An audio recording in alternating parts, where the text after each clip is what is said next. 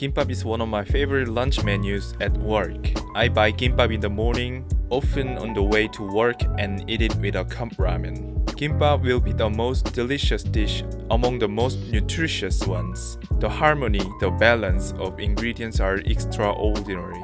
Gimbap is so common in Korea, and because of that, I think the beauty of it has been so underrated. It needs pretty much effort and skills to make it, yet it is so humble, healthy, delicious, and pretty. So with all my respect to it, I'm going to make 5 kinds of gimbap all from scratch. Please feel free to use the timestamp if you want. Before we start, please hit the like and subscribe button. Thank you for your support. First, let's get down to the basic rules. Rule number 1. Use proper tools and ingredients, especially these two, a sushi roller and proper gim. Gimbap is really hard to roll without a bamboo roller unless you are a skilled cook, but even a skilled cook will use the roller. It's pretty cheap and you can get it easily on Amazon, so highly recommend it. And the gim, it's gimbap, so gim is an essential element. You have to use gim for sushi, otherwise you will have a hard time. And also choose already toasted or roasted ones. This is very important, so please don't skip it. Rule number 2, season everything. Season rice, season carrot, season egg, season cucumber, season everything properly. I think the secret of the great harmony is the synchronized seasoning level, period.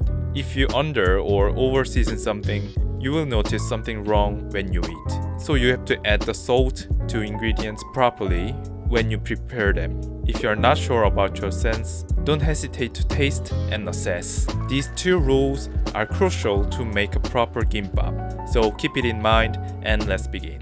First things first, let's cook bap, the rice. As I explained in the lunchbox video, cooking rice is easy if you have some tools. Weigh 400 grams of dry rice and wash it thoroughly at least 3 times. Drain it, put it into rice cooker pot, then add 400 milliliters or grams of fresh water and a touch of salt. 1 part dry rice and 1 part water. I prefer to use weight, not the volume, because it is more accurate and consistent. Cook with the rice cooker for about 20 minutes. Once it's done, stir it lightly and keep it warm until we use it. Now let's prepare the filling ingredients. I'm using the most common and typical ones this time. You can adjust or replace one of them up to your taste. Starting with the carrot. Not many people like carrot itself, but it plays a major role in gimbap. It gives basic crunch texture, sweetness, and vibrant color.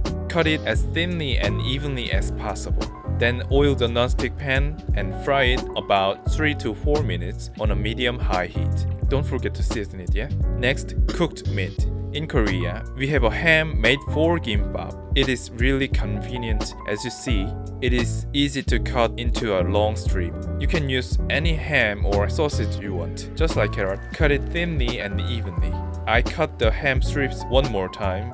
I think it looks prettier if the size of the filling is thin. If the meat is already seasoned, don't have to add salt. Just fry it for about 3 minutes. Next, soy sauce braised burdock. Burdock is a kind of root which has a distinctive earthy flavor. Maybe it will be hard to get outside Korea, so you can skip it, but it is delicious. I ordered pre-seasoned and cooked product for gimbap easily. God bless Korea.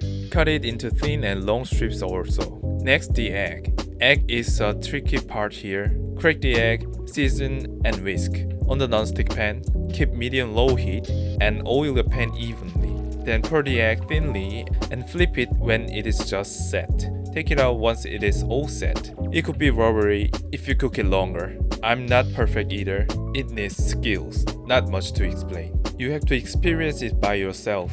I'm still learning it too. Using a pan that has a good non-stick coating will be helpful. Once it is all done, again cut it thinly and evenly. Next, pickled radish. This distinctive yellow radish is very common in Korea. I ordered this one too, sorry, because I have no reason to make it by myself. I don't know, but maybe you can get one of these at the Asian grocery. If that is impossible for you, Get a radish, cut it into strips, and pickle it in the brine, which consists of salt, sugar, and vinegar. That is it. Oh, if you want the yellow color, use food coloring. The radish is basically white. Now you know the drill, cut the strips into thinner strips. Next, cucumber. This is an optional filling. If you don't like cucumber, replace it with the spinach. This is not only for the taste but also for the green color. Spinach is safer than cucumber in terms of flavor because there are people who don't like cucumber taste and the color of spinach is more vibrant and easier to prep. Then why am I using cucumber? Because the price of spinach was insane at the time in Korea, literally more expensive than beef. It was Korean Thanksgiving season, which is about September. Maybe demands for spinach is the highest throughout the year. I couldn't buy the common vegetable more expensive than beef. It's a nonsense for me. 어쨌든, let's cut down the green. Cucumber has so much water, especially the core. The core must be discarded. I'm trying to slice it, but that looks miserable. I should learn how to do it. But you know what I'm trying to do, right? Just prep it thin and even. You know the drill. Cucumber needs one more step. You better brine it. You can use raw cucumber, but I'd like to brine it briefly. Leave it in the salted water, or just simply salt it lightly without water. I recommend the latter. And squeeze out the water. See how much amount is reduced. The basic ingredients now are all done. Now let's roll. Place the bamboo roller. Place the gim. Gim has a smooth side and a rough side. The rough side should meet the rice. About 120 grams of cooked rice for one roll.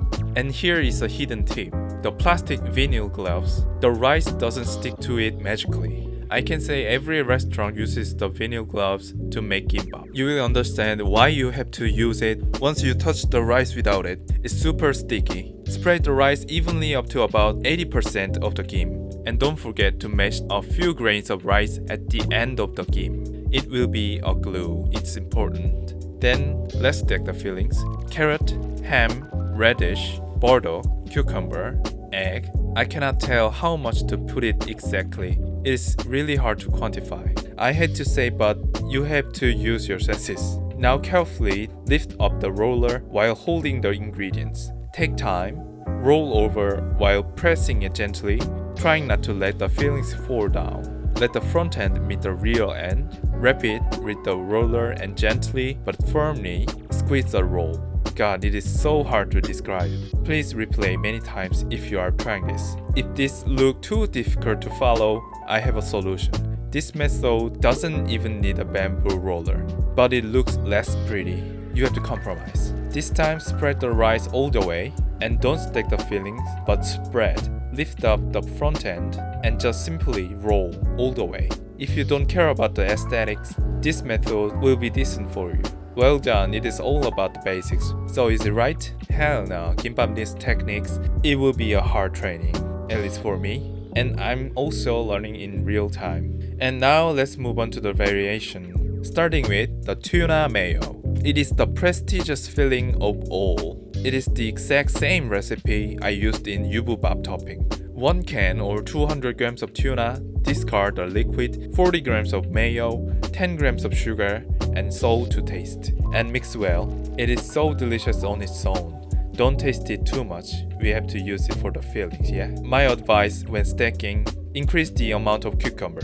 It goes really well with the fish. Tuna mayo gimbap is done. This variation could be called classic. I love it. Next is wasabi crab mayo gimbap. Again, it is the exact same recipe I used in Gimbap topping. This fake crab meat, which is basically a fish cake, is the essence of food technology. Super good. Blanch briefly 80 grams of crab with hot water, 20 grams of mayo, 4 grams of wasabi paste, and 10 grams of sugar, salt to taste. Increase the amount of cucumber also, just like tuna mayo. Gimbap with fish and mayo is fail-proof.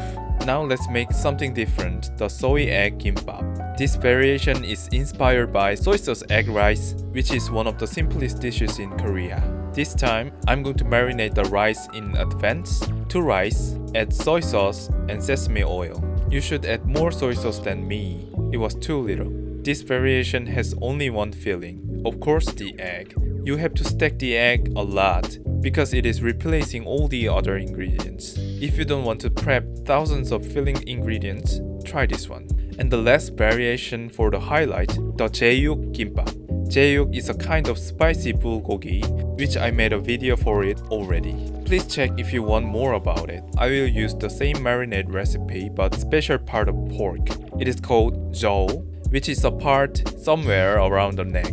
This is quite a rare part. One pig only has 500 grams to 1 kilograms of it. Well marbled, also almost crunch texture. This is a cheat for cooking. It has a lot of fat. I'm going to render out much of the fat and discard it. Roast it on a medium heat so that the fat is rendered out easily. Cut the meat lengthwise and against grain for the tender texture and fry it with its own fat until golden brown. Once the meat gets color, discard the oil in the pan and add the marinade. For marinade, combine 40 grams of gochujang, 1 tablespoon of soy sauce, 1 teaspoon of mirin, 1 teaspoon of garlic, 5 grams of sugar, 5 grams of gochugaru, and 1 teaspoon of MSG into the pan and fry out on a low heat. It is easy to burn, so you have to manage the heat. Jeyuk filling is done. And don't forget to taste it because it is a privilege of the cook. I always tell you, it is so good.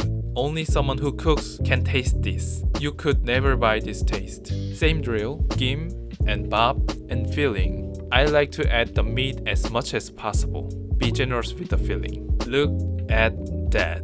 These are gorgeous. For the final touch, brush the sesame seed oil and grinded sesame seeds on top. This final touch should not be skipped. I made this, but I was fascinated by this beautiful pyramid. Now let's cut it down and eat. I'm so starving. When slicing, here is another tip. Wipe the knife as many times as possible. Every time you slice, the rice sticks to the knife, and this makes it harder to slice cleanly next time. Sometimes it unwraps like this. It is because maybe I failed to glue the real end, or I put too much filling, or just because of the damage due to the knife when slicing. Gimbap needs delicate skills. What we need for the last, the ramen. Ramen is the best friend of gimbap. Definitely gimbap is one of my favorite lunchbox menus of all time. It is so versatile. You can bring the gimbap to school, work, picnic, you name it. As I said, gimbap is so underrated for its potential. You can use your creativity and develop the recipe. Gimbap is not just a dish, but a genre. That is it for today, guys. I truly thank you for watching my video. Please leave a like, comment, and subscribe. See you soon.